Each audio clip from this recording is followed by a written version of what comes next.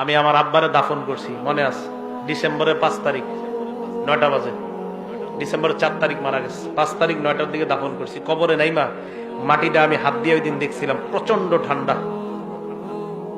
দেখছিলাম, অনেক ঠান্ডা, অনেক ঠান্ডা। তখন মনে হয়েছিল যে দুনিয়াতে মা বাবা সন্তানরে কত সুখ শান্তিতে রাখা যায়। শীতকালে একটা সন্তান কষ্ট পাবে, কোনো বাবা চায় না, মা চায় না। অথচ আমরা আমাদের বাবাকে 3টা পাতলা কাপড়ে ওই প্রচন্ড ঠান্ডা মাটির নিচে রেখে আসি।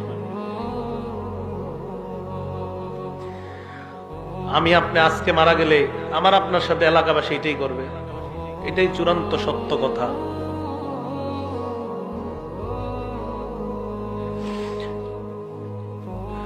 মারা যাওয়াটাই চূড়ান্ত সত্য কথা, মারা থেকে কেউ বাঁচতে পারবে না।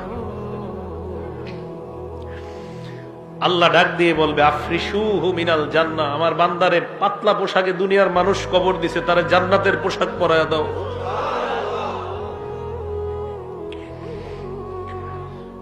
কে জানে আমার আপনার নসিবে এই পোশাক আছে কিনা।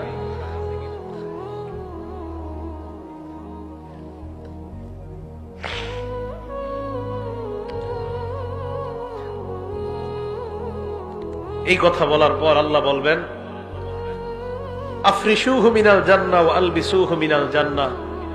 প্রথমে বলবেন আমার বান্দার কবরটা জান্নাতের বিছানা বিছায়া দাও। ওয়া আলবিসুহু মিনাল জান্নাহ, তার শরীরে জান্নাতের পোশাক পরায়া দাও। এরপর বলবে ওয়াফতাহু লাহু বাবান ইলাল জান্নাহ, তার কবর থেকে জান্নাত পর্যন্ত একটা দরজা খুলে দাও, কবর থেকে যেন জান্নাতের নিয়ামতগুলা দেখতে পায়। জান্নাতের দরজা খুলে দেওয়ার পর বান্দা তাকায় দেখবে জান্নাতের হুররা নাচানাচি করতেছে। ওই বান্দার মন চাইবে হুর স্পর্শ করার জন্য। আল্লাহ বলবে নামকানাউ মাতিল আরুস, বান্দা তুমি থামো, বাসর রাতের দুলার নেয় তুমি ঘুমিয়ে যাও। লা ইউকিযুহু ইল্লা আহাব্বা আহলিহি, বাসর রাতে ফজরের আজান হয়ে গেলে তোমার প্রিয়তমা ছাড়া তোমাকে অন্য কেউ জাগ্রত করার মতো ঘরে কেউ থাকে না। কবরের মধ্যে তুমি আসছো, এই জায়গায় তোমার প্রিয়তমা নাই, প্রিয়তম নাই। ইমানদার, আমি আল্লাহ তোর প্রিয়তম হয়ে গেলাম। কিয়ামতের মাঠে আমি তোকে উঠাবো। ঘুমা ঘুমা, তুই ঘুমা, এখনো জান্নাতে যাওয়ার সময় হয়নি, কবরে থাকো। তোমার তো কবর থেকে জান্নাতের নিয়ামত উপভোগ করার সুযোগ দিয়েছি, থামো। আরেক বর্ণনায় আসছে ফায়ুফসাহু লাহু কবরুহু, তার কবরটা বিশাল প্রশস্ত করে দেওয়া হবে। মাদ্দা বাসরিহি, তার দৃষ্টি যতটুকু যায় এই পরিমাণ প্রশস্ত করে দেওয়া হবে। প্রিয় ভাইয়ারা, জামির দিয়ার ভাইয়ারা, আমার আপনার কবরটা, আমার আপনার মৃত্যুটা, আমার আপনার কবরটা যেন এমন কবরই হয়। আমি আপনাদের জন্য দোয়া করবো, আপনারা আমার জন্য দোয়া করবেন। কে মারা যায় এটা নিশ্চিত বলা যায় না আমি জান্নাতি, নিশ্চিত বলা যায় না আপনি জান্নাতি, নিশ্চিত বলা যায় না আমি জাহান্নামী, নিশ্চিত না আপনি জাহান্নামী। কত কিছু ভাবেন যে কত বড় হুজুর সামনে বসছে, কিন্তু আমি যদি জান্নাতি না হই কি লাভ হবে বলেন আমার এই সার্টিফিকেটের।